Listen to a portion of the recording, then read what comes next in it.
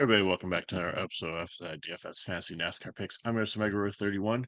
Chicago Street Race, no rain this year. Actually, the Xfinity one was decent, pretty enjoyable, some decent racing there. So let's hope the Cup one is just as good. So, only second time they were here. Last year, you got to kind of throw everything out just because of the rain. It was just a mess. So, but they were able to get it in. And this year, I still would treat it as kind of like I treat Daytona and Talladega and some of the newer ones where I'm not gonna play like as much as I normally do volume wise, just simply because there's a lot of things that can go wrong here and it could be a very volatile course and it's pretty unpredictable because we don't have a lot of track data here to know what necessarily um potentially could happen. So but lots of colors on the screen here. There's only 75 laps here, so there's no real dominator, and I'll explain why I have like dominators there. So with 75 laps, like if somebody leads the whole race, I mean that's good, but it's really not going to amount that much. Fast laps are going to be spread out all over the field, I believe. And the other thing too is sometimes these, and it's the Xfinity, they were trying to figure it out, turn into fuel game for the drivers. So to try to make it a fuel mileage race. So I think the cars can go 36 to like 38 laps here without pitting. So you're going to have to pit at least once, well, probably twice. So unless you're Joey Logano, who's got like the bottomless gas tank. But there were some suspicious things last week, but we won't go there. It's a new week.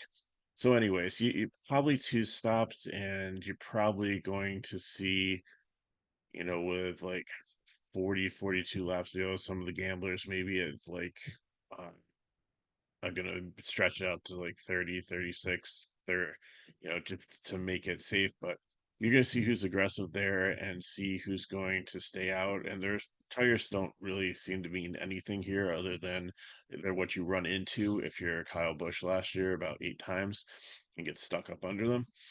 Uh, so that's it doesn't really matter what pit stops. It's kind of a weird pit situation too because they're pitting the cars on the passenger side where they normally come off the wall on the driver's side. And so lots and lots of different fun factors here. So let's just kind of get into it. So if you're looking at the numbers where it says start, the numbers in red cars that are going to have to go to the back of the field because they make an adjustment, and the ones in yellow, um, it's rumored that they might have to just because of things that happened in the practice and qualifying. So I'll have to keep an eye on that and see if there's any other ones. So with two, four, at least six, possibly eight, maybe 10, if there's other ones we don't know about, that moves like has Growl already up 10 place differential points. Not that he's going to be able to hold it, but that is something you have to take into consideration because if there's a wreck early and it takes out the whole back of the field, then by attrition, some of these people that were further on down that you would never play start to come into play. And so I think what you want to look for is place differential here. You want to try to nail who the winner is or who the dominator up top is going to be, even though dominating points, you were looking for finishing position there. So you want to maybe one to two um, top 10, three, I think at most, if you're going like an extreme GPP. But I brought back my 100K drivers. Last week, the second week in a row, they all were doing well until people started running out of gas. But I've actually the last two races, like two out of the three, like have just been phenomenal plays. So I dug deep again, and I have them up here because you asked for it. So hopefully they're working out for you. This show is always going to be cash based for newer players that want to get in and learn how to play DFS and want to be able to play in 50/50s and double ups and maybe some single entry tournaments and try to slowly build a bankroll. But those of you who are swinging for the fences, I hear you. I appreciate you watching also. So that's why I'm going to throw out the 100K plays for you. So up top, Kyle Larson, I think is he ran the Xfinity race. He's got some extra time in here, and we know it's a different car, but it's without ton of experience on this course. Anybody that ran the race seemed to do well in qualifying and practice in the Cup car, and I think it's just going to be beneficial here. Larson and Van Ginsberg before they kind of suffered from some fuel mileage things, but Larson was able to carve his way up to, I believe, third and a decent finish for the day. And he and Van Ginsberg were trading lead back and forth and really racing each other as if it was the last lap on like lap three. So, he's definitely out there to win this. And last week or last year he did well. Also, he started seventh and finished fourth. So a lot of upside with Larson. So it's somebody that you really want to consider here. And I think it's going to come down in cash builds. Are you taking he or Van Ginsbergen? Maybe both of them. If they can finish like 1-2, then I think that works. If you nail the place differential and the rest of your lineup, and I think there's enough value to make that happen. Ty Gibbs, I think, is up here in the Dominator group also. He's looked good. He looked good in the Xfinity race. Just couldn't quite, get up there and hold the lead and hold that thing to Ginsbergen for the win. But he's definitely really good on road courses and has a fast car here and is one. And last year, he finished ninth after starting 12th. So he had another good day, was able to hold his own and keep his track position throughout the course of the race. And, I think there's a good shot for him. If something happens where like Larson Van Ginsbergen take each other out, then I think he could be there in line for the win. First 100K driver is going to be Michael McDowell. I know it is scary to play Michael McDowell up here at the third position, but he is, I think he had a penalty or something, so he needs a win. And again, it's a little concerning that he might be going for like stage points and stuff like that, and that might screw up his strategy, and this might not work out. But I don't think a lot of people are going to play him. He's really good on road courses. Last year, he started sixth, he finished seventh. He was able to stay in the top 10, and he looked good in practice and has speed here also and has been decent on road courses this whole season. So I think that he's going to have low ownership. And I think if you want to try to win 100K, that he's a driver to consider putting in that lineup.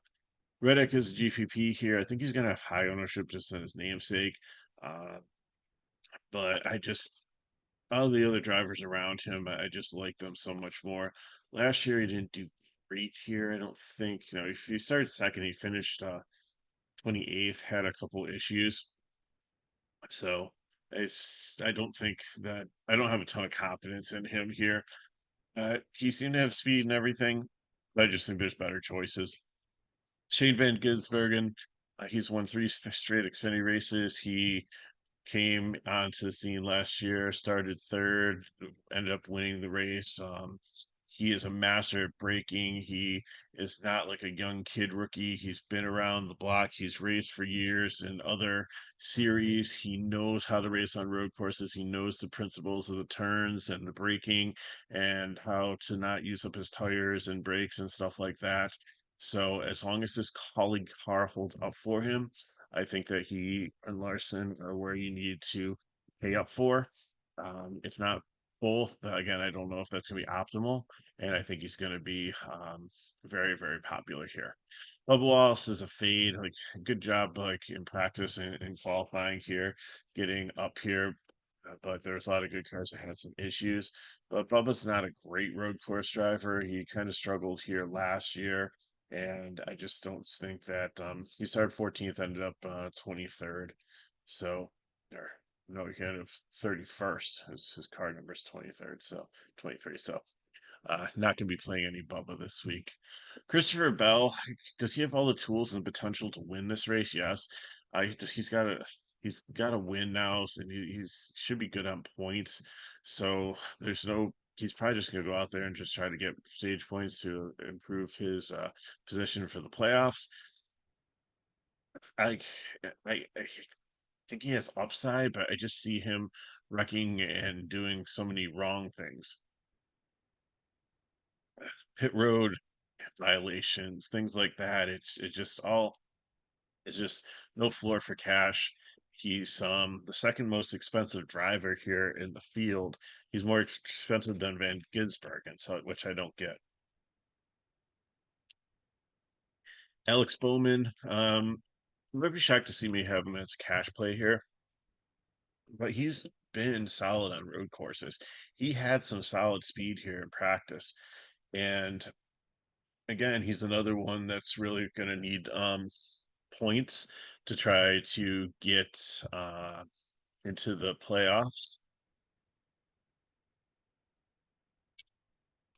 But I think that this is also probably one of the best chances to go for a win. Now he finished dead last. He had an accident last time out after starting 13th. I don't believe it who it was his fault, but I think he'll be perfectly fine here. So I like him as a cash play.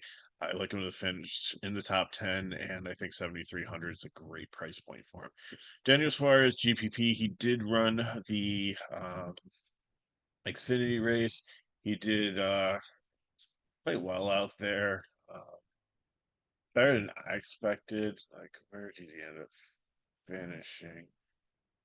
Finished 27th, but there was some chaos towards the end, which I think that he wasn't directly involved in, but did affect his finishing position. So last year out here, uh, started fifth, finished 27th. So had some speed, just didn't have the day that he needed to have. So that's why I have him as GPP. Brad Keselowski is do I have a note for him? I don't think so. He's going to the back of the field. I think it was you know power steering issue. He had some kind of issue, so they have to fix it. He's going to start at the rear. I just don't think that Brad Keselowski, who's not like a great road course driver, is going to be able to drive up through the field and to be able to finish in the top 10 with all the other good cars and good road course people. Last year he started 20th, he finished 24th. So I'm out on Brad in this race. Denny Hamlin is will tell you he's not the greatest road course. I mean, he has got some poles on road courses before, but I just think his price point kind of reflects the fact that he's not a great road course driver, but he's a good race car driver. So I think that the price is kind of egregious here at 8K. He doesn't need to go out there and get stage points or anything. He's had a lot of successes this year, so they could go with some wild strategies just to try to win the race. So um, I know there was a lot of engine problems with, and he had the pole last year, and he ended up finishing 11th, so it's not that bad. He's starting 11th this year, so if he can at least hold his position, I mean that's a great cash play, 8K. And Gibbs cars had a ton of engine issues blowing up in Xfinity, but I think it's a completely different engine setup, so it shouldn't. If you're worried about that from Xfinity, it's a completely different engine, these cars, and a completely different program and everything. So I don't think you're going to see the issues here that you did in Xfinity. I think that just will stay in that series. John Hunter Nemechek, um, I always think that he's another volatile one that I can't really trust in play. But last year he did really well. No, he didn't race in Cup, but he did well in the Xfinity race. I think he finished in the um, top five. This year in Xfinity, he had to drop to the back of the field. And even though he finished in the 20s, again, I would think it was like Suarez, where there was like an incident that took out a bunch of cars and like with pit strategy, things got kind of goofy and jumbled up. But he had driven that car from the back of the field in Xfinity to like using strategy and stuff also. He was up in like the seventh, eighth, and ninth position and actually running a good race. I think he's very sneaky here. He's got just like landing in like the top 10 upside potentially. But if he can at least hold his own, even if he falls a couple spots and like still finishes top 20 or top 15, at 5,500 with his finishing position minus just a couple place differential points, he's going to be a smash play. And I think that this is a good track for him. He ran the Xfinity race. He's one of the few drivers that has had a little bit extra practice. I know that Legacy hasn't had the speed that we're looking for them to have. Um, he did look like he had in practice and qualifying, so maybe this week they actually have something. If you want 100K, I think he's the second guy that you want to try in your lineup because if he does pay off at his price point, um, with some positives, he could be an absolute smash play. Kosovar, I think he's a decent driver, really aggressive and everything, but he's not great at road courses, and his fade just going to be moving backwards. Ross Chastain will tell you that this isn't his favorite track, and that it's been a little bit of a struggle over the last 2 years here. So the potential, the talent's there, and the team's there, but it's the GPP for me. Austin Dillon wrecked really early last year. It's been abysmal on road courses. Fade, I am not touching him. Even if he was free, I would not put him in my lineup. Chris Buescher is another one that we think might need to go to the back. His car was loose, like all they couldn't get like grip to save their life, and he ended up smashing into the wall. I don't know if there's damage there, if they broke any track bars or toe links or anything like that, but he could potentially be going to the back, and that's going to make him a GPP play because he's just on the fringe of where he could potentially get back. I don't think he was like super great here last year. Oh, actually, he 15 and finished in the top 10. So that's why I probably left him as GPP and not a fade to potentially move into the back. If he does have to move to the back, it doesn't change anything. It's still going to be a GPP play. Um, but next up, you have Ryan Blaney, who's not been a good road course driver. He's going to have to go to the back here also. Note with him. Nope. So with issues, another GPP play. With strategy and stuff, could he get back up there? Yes, but it's not a good road course driver. There's many other tracks that he's been good on. He's got a couple wins this season, I think already, at least one. So last year he started 17th, finished 33rd, really struggled. So I just don't think this is too weak. Not gonna put a fade on him, but I think a GPP. Chase Elliott ran here really well last year. Chase finished third, and after starting 26, so he's able to carve his way through the field successfully. And I think that I, I wanted a little bit more place differential for my core play, so I considered Chase, but I think he's definitely a very, very strong cash play here. Can probably get into the top 10, maybe even to the top five. Has like anywhere from 10 to 15 place differential point upside. Uh, should have a solid day and be a solid play here.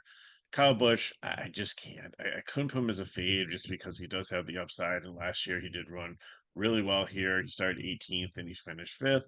This year he's starting 19th, and if he finishes fifth, he might be in the optimal lineup. So I couldn't completely dismiss him. I think that people are glutton for punishment. They're still going to continue to play him, but I do remember him. I swear, like 4 or 5 times in the tires. I couldn't believe. I thought they should have the Kyle Busch rule last year, where if you hit the tires a third, like three strikes, you're out. You hit those tires the third time, get stuck in them, then you're done. I mean, they made a accommodation last year where if the people got stuck in the tires, that NASCAR would pull them out and they'd be on like AAA and they'd be back on their way and they would be out of the race. I just thought after the third one that should be disqualified, but I don't make the rules for NASCAR. I just commentate on who I think you should play. And Kyle Busch, I think, is good for tournaments. I'll sprinkle him in a little bit just in case he puts things together, but this year it's just been horrible. Corey LaJoy is another fade. He's going backwards.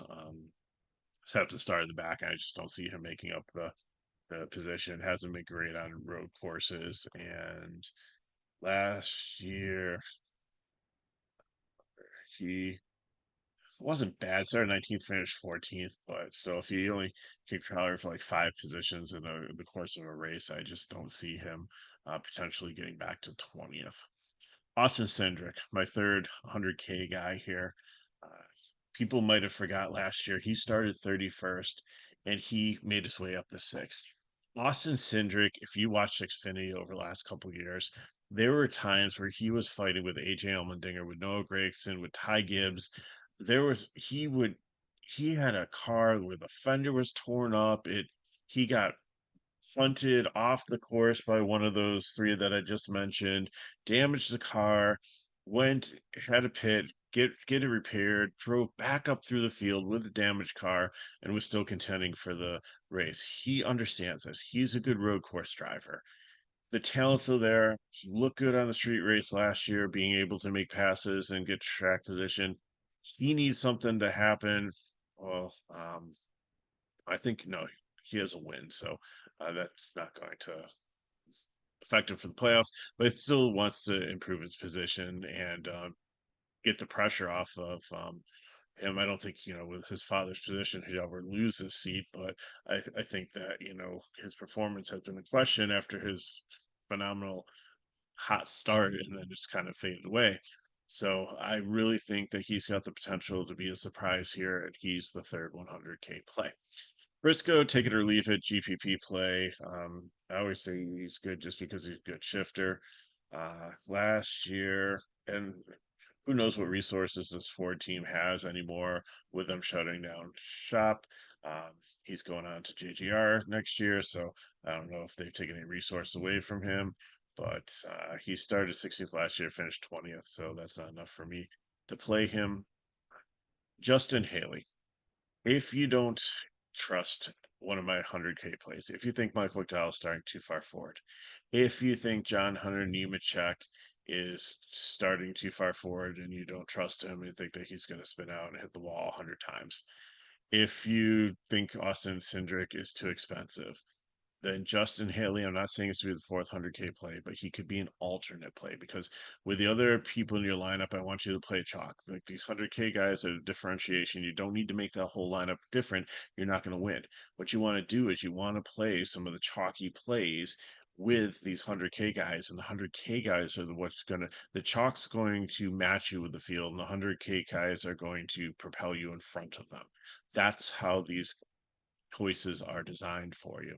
So I'm not saying that, playing Justin Haley as the third or fourth 100K guy is going to make sense. But Haley last year had phenomenal race. Haley has had a great season this year. And I know Haley is with a different team this year. He was with a colleague last year who was always like a really good um, team. But this Rick Ware team has been solid. And last year, Justin Haley started 37th, and he drove through the field and finished second. And he was fighting Van Vinsberg. We thought Haley might actually win this thing. So, like Haley, I think he's and a good sleeper play here, and that's why I put the upside dominator on him, just because I wanted to call him out and not forget to tell you that. Martin Truex Jr., really good road course driver, starting in a position where he's got a lot of upside in cash. Same thing as he's $400 cheaper than Elliott and has just as much upside and better place differential opportunity. So we'll see for that. Last year, Truex. Uh, Not a great race. Started 11th, finished at 32nd, but I think he should be strong enough. He's been good on all the road courses this year. Eric Jones, going to the back, probably going to stay there. Fade. Todd Gillian, I like him here. He's been strong on road courses last year. Started 25th. He's starting 26th this year. He finished 19th, so sixth place differential points there. So that could put him just outside the top 20. And at 6,800, that's a great price. William Byron, I think, is another one that a lot of people are going to look at, but what happened with him? Was it power steering? Yeah, power steering issue. So they changed that, and he just couldn't qualify well with it. So he's going to go to the back. I think he can drive up through the field. I think he's a cash play. I probably like Elliott and Truex a little bit better, but if you want to build a real balanced lineup, then you could probably mix in two of the three of those with like Larson or Van Ginsberg up top, and then the prime plays, and then see how much money you have left. Um, I think it might work out there. But those are some really solid floor plays for you with place differential. Noah Gregson, TPP here. Same thing with Priest. Like both of them have shown some sparks this season during road courses. They're not horrible. I don't think was this no Grayson.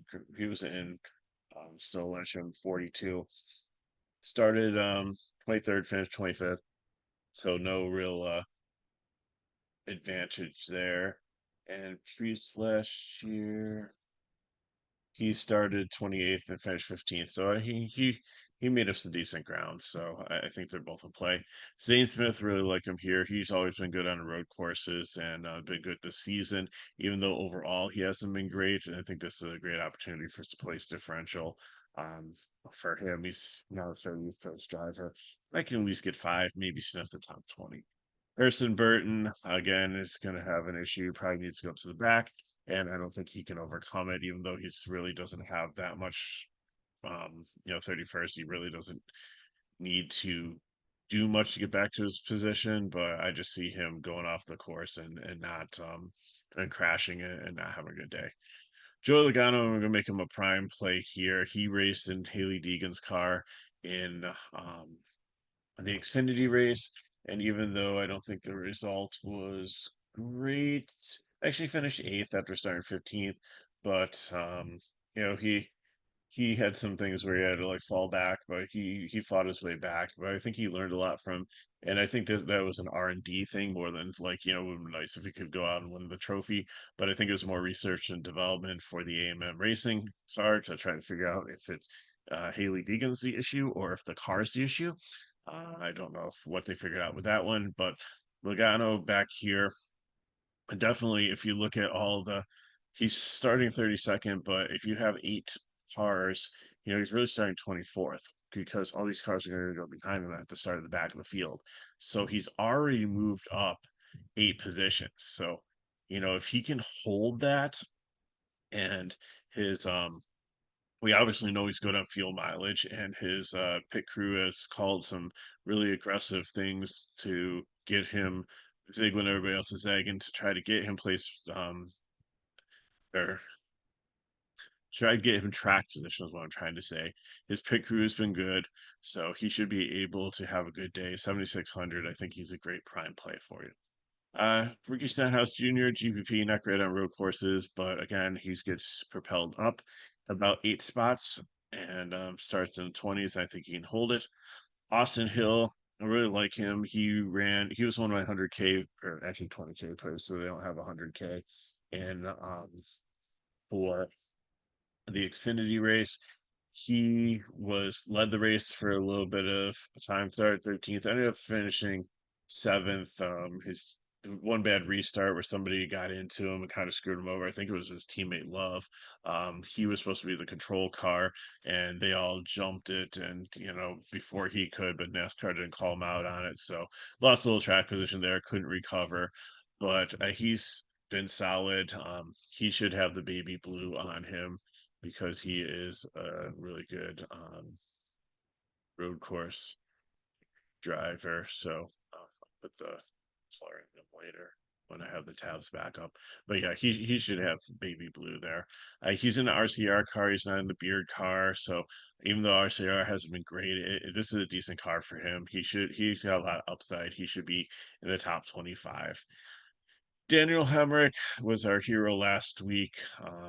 He's in a collie car, but I just don't think that he's going to be great here. GPP if you need a punt, but I would just I'd pay $100 more and go Cascarala if I'm playing anybody in that range. But if you already have Cas and you're trying to do something crazy with a lineup and need a lot of salary, then that's fine. GPP. Josh Berry is going to the back of the field, but that's only down four positions, so it's really not moving that far back. Uh, but my guess is he might start dead last because if they seed them in the back of the field based on the qualifying position, then he might have to. He only has to make four places up, but really he's going to have to make like eight. Um, Places up probably to get to back to where he no, it'd still be 4 places if he starts dead last. He'd still be 40th. So never mind. Um, so, but he's just really struggled on road courses this season. Don't know, yeah, and he's in a backup car, so I just don't. I like him as a driver, and I think that he can drive usually anything, anywhere, but just not in this situation. AJ Allmendinger, he had issues in qualifying.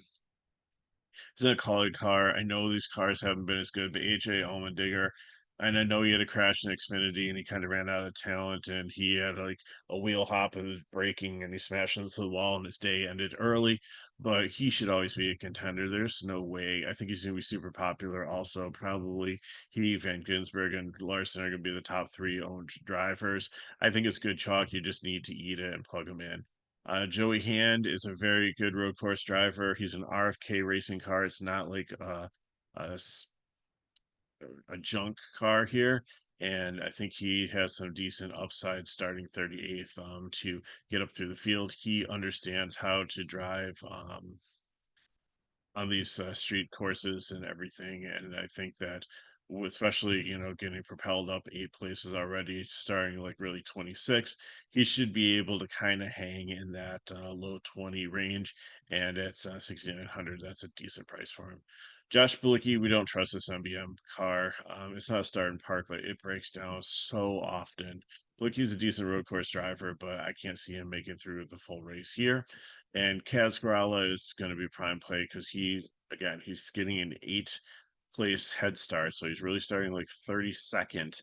Um, but he's being scored 40th with like, and that's if those 8 cars go to the back, as we suspect. Even if there's only 6, it's still 34th. Uh, he is a decent road course driver, and Rick Ware again isn't the best equipment, but I think it's someone that you can look for, and he should be able to go out there and have a decent day. And at 5,200, that's a great price, and he opens up a lot. So just to kind of break things down for you, I think it's Larson and Van Ginsberg, and if you want to go both of them, that's fine.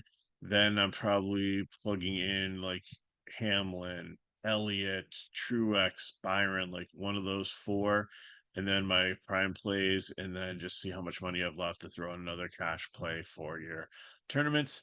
For swinging for the fences, McDowell, Nemechek, and Cindric, and possibly Haley, and for GPPs, I'd probably consider like Bell or, or Reddick up there as ones that, or like look at the place differential of like Ricky Stenhouse Jr. at 57, um, something like that. So I got for you. If you have any questions, put in the chat below. Hit me up MegaRoar31 on Twitter/X.